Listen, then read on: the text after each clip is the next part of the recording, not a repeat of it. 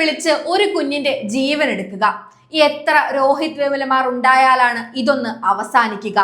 ജാതിയുടെയും നിറത്തിന്റെയും പേരിൽ അധിക്ഷേപിച്ചും കളിയാക്കിയും ചീത്ത വിളിച്ചും ഒരു സിസ്റ്റം കൊന്നു തിന്നുന്ന കുഞ്ഞുങ്ങളുടെ ജീവന് ആരാണ് വില പറയുക?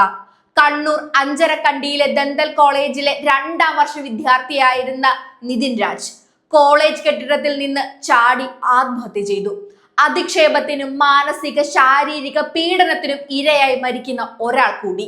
കുടുംബത്തിന്റെ ഏക പ്രതീക്ഷയായിരുന്നു നിതിൻ എന്ന ചെറുപ്പക്കാരൻ. അവനെ പ്രതീക്ഷയോടെ കോളേജിൽ കൊണ്ടുചെന്നാക്കിയിട്ടുള്ള രക്ഷിതാക്കൾ ട്രെയിൻ ടിക്കറ്റ് എടുത്ത് നാളെ കാണാമെന്ന് പറഞ്ഞ് ഫോൺ വെച്ച് അവന്റെ മൃതദേഹമാണ് പിന്നീട് രക്ഷിതാക്കൾ കാണുന്നത്. ആരാണ് നിതിനെ കൊന്നത്? സീനിയേഴ്സിന്റെ റാഗിംഗ് ആണോ? അങ്ങനെയെങ്കിൽ ആത്മഹത്യയിലേക്ക് തള്ളിവിടുകയായിരുന്നു കോളേജ് അധികൃതർ ചെയ്യേണ്ടിയിരുന്നത്. പഠിക്കാൻ വരുന്ന കുട്ടികളുടെ ജീവനും സുരക്ഷയ്ക്കും ഉത്തരവാദിത്തം കോളേജ് അധികാരികൾക്ക് കൂടിയല്ലേ? ഇനി ആ കോളേജ് അധികാരികൾ തന്നെയാണ് തന്റെ കുഞ്ഞിനെ കൊലയ്ക്ക് കൊടുത്തതെന്ന് ഒരു അച്ഛൻ തൊണ്ട പൊട്ടി അലറുന്നു.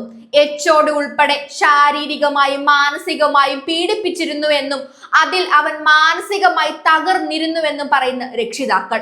പുഴുത്ത പട്ടിയെ പോലെയാണ് നിന്നെയൊക്കെ കാണുന്നത് എന്ന് പറയുന്ന എച്ചോടിമാരും നിറം പറഞ്ഞ് അധിക്ഷേപിക്കുന്ന അധ്യാപകരും. അവരുടെ ഇടയിൽ ഒരു കുട്ടി എത്രമാത്രം മാനസിക സമ്മർദ്ദം അനുഭവിച്ചിട്ടുണ്ടാകാം. ആ കെട്ടിടത്തിന് മുകളിൽ നിന്ന് അവൻ ചാടിയതല്ല.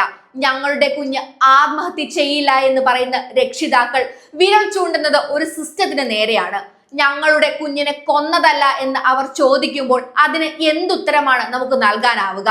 ഇനി എത്ര പേർ കൺമുൻപിൽ ഇല്ലാതായാലാണ് ജാതീയമായ ഈ വേർതിരിവുകളും അധിക്ഷേപങ്ങളും നമ്മുടെ വിദ്യാഭ്യാസ സ്ഥാപനങ്ങളിൽ നിന്ന് ഇല്ലാതാവുക? പുരോഗമന കേരളം എന്ന് മേനി നടിക്കുന്ന കേരളത്തിന് മുൻപിൽ വേദന ഉയർത്തുന്ന ഒരു ചോദ്യചിഹ്നമായി മാറുകയാണ് ഈ നിതിൻ രാജ് എന്ന കുട്ടിയും.